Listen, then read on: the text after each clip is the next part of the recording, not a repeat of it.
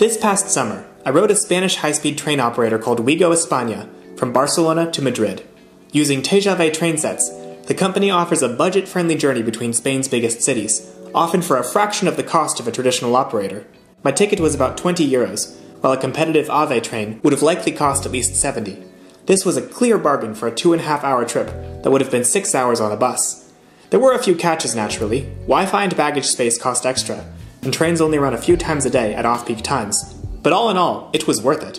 And it got me thinking, if budget intercity rail works in Europe, could we see it in the United States as well? So as a thought experiment, I decided to invent a brand new rail service for the US Northeast Corridor called Amgo. Amgo uses a set of 7 bi-level cars, the same types used on MARC commuter services, in a push-pull configuration, along with an ACS-64 locomotive. These trains run from Washington to Hoboken 4 times a day, stopping in major cities.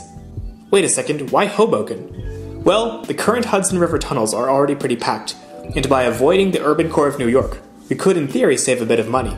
That's what the original French iteration of Wigo often does. Like budget airlines avoiding major airports, it avoids large central stations in favor of cheaper ones on the outskirts of a city.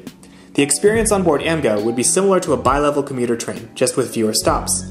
The speed and travel time would be almost identical to the Northeast Regional, since our bi-levels are rated for the same 125 mph speeds as Amfleet's.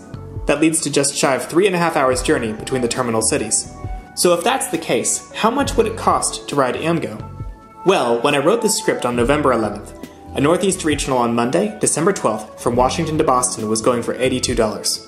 The Regional is usually 6 to 8 cars long, so we'll use a 7-car train for our math. If an Amfleet 1 car holds 72 people, a 7-car train holds 504 people. A full train of 504 people, each paying $82, would result in a gain of $41,328. Now let's fill up our Amgo train. 6 Bombardier multi-levels, each holding 132 people, plus a cab car holding 127 people, would result in 919 people, almost twice the capacity of the Regional. If our goal is to match the Regional's income, we need to divide $41,328 of revenue between 919 people. That results in a ticket price of $44.97 per person, which will round up to $45. That's 54.8% of the cost of a Northeast Regional ticket. So booked really far in advance, you could see fares as low as $17 on the full route, where the Regional would be $31. $10, well in advance, could get you between Philly and New York City, and costs could be cut down even further if we follow the original French Wigo's model, which is all about brutal efficiency. We don't have to subsidize a cafe car since there isn't one, and if there are less staff on board, no in-person ticket agents or any sort of customer service phone line, and the aforementioned avoidance of Penn Station, we might be able to make tickets even cheaper. I'm not going to even try to do the back-of-the-envelope math on what that would look like, though. Northeast Corridor fares under $20 sound pretty awesome, right? So why don't they exist? Well, there's a few reasons. First of all, operators like Wigo can run in Europe because, in countries like Spain, tracks and trains are controlled by different companies. In other words, any qualified company can, in theory, run trains on Spain's high-speed rail corridors. One called Iryo just started recently. On the other hand, Amtrak owns both the tracks and the trains of the Northeast Corridor, between Washington and New York, and MARC, SEPTA, and New Jersey Transit have to negotiate with them to allow commuter operations. An independent Amgo would need to negotiate with Amtrak to run their parallel service, but as far as I know, this has never been attempted in Amtrak's 50-plus years of running the Northeast Corridor. This could be mitigated by Amgo being a subsidiary of Amtrak, the way Wigo is a subsidiary of France's national rail operator SNCF, but there's no real precedent for Amtrak operating this way, and besides, creating a whole new subdivision of Amtrak would be risky and would cost money. And roughly speaking, even if Amgo started running, we would have to sell tickets to almost 1,000 people per train for this to make any kind of sense. Let me repeat that. To match the income of a full Northeast Regional, we would need to fill these massive trains at probably off-peak times with people who aren't flying, driving, taking the bus, or riding an existing train service. Perhaps this explains why we regularly see new bus services on the Northeast Corridor, ranging from bargain basement fares to whatever the heck this thing is, rather than new train operators. Buses can run more frequently and probably for lower operating costs, and they don't tie up limited infrastructure in the same way that more trains on the Northeast Corridor would. Of course, Amgo would have a substantial speed advantage as compared to Flixbus, but an off-peak schedule and the added connection time from Hoboken mostly negates this. Unlike dedicated high-speed rail in Europe, budget Northeast Corridor trains simply don't have enough of a unique value proposition to make sense. So if Amgo is a bust, are trains always doomed to be expensive? The answer here lies in what makes trains expensive in the first place. Unlike Spain's Renfe or Morocco's ONCF, Amtrak is not a nationalized rail service. It's a federally chartered corporation, of which the US government is a majority shareholder.